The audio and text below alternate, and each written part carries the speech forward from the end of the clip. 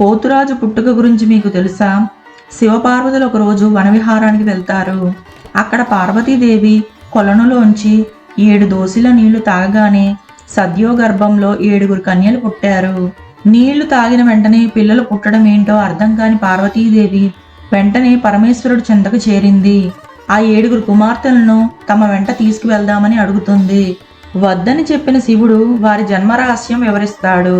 ఆ 7 స్వతంత్ర ప్రవృత్తి అని, అందుకే వారిని వదిలేసి వెళ్దామని అంటాడు శివుడు. మరి వీరికి తోడెవరు అని పార్వతీదేవి అడగడంతో వారికి కాపలాగా ఒక గణాన్ని సృష్టించి పోతురాజు అని పేరు పెడతాడు శివుడు. ఆ 7 పోతురాజే కాపాడాలని చెప్పి పార్వతీ పరమేశ్వరులు అక్కడి నుంచి వెళ్ళిపోతారు. అప్పటి నుంచి ఇప్పటి వరకు పోతురాజు ఆ 7 కాపలా కాస్తూనే ఉన్నాడు. ఆ 7 పెరవాణి, శివవాణి, కొండవాణి, ముద్దరాలు, జక్కులమ్మ, కామవల్లి, శర్వాణి.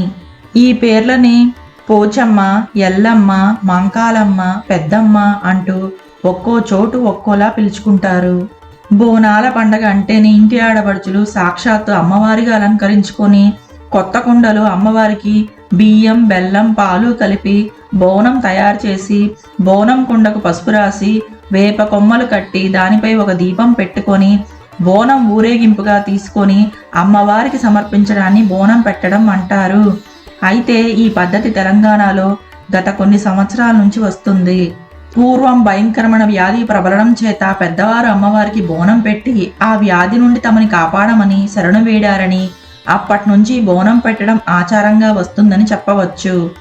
ఈ విధంగా ఆషాఢ మాసంలో ముఖ్యంగా గ్రామ దేవతలకు బోనాలు పెట్టడం ఆనవాయితీగా వస్తుంది. పార్వతీదేవి అమ్మోరుగా గ్రామాల్లో గ్రామదేవతయ్యై గ్రామాలకు రోగాల బారి నుండి రక్షిస్తుందని బలమైన నమ్మకం. ఈ అమ్మోరు మొత్తం 101 మంది అక్కా చెల్లెళ్ళని, వీరందరికీ ఒకే ఒక తమ్ముడు పోతురాజు అని అంటారు.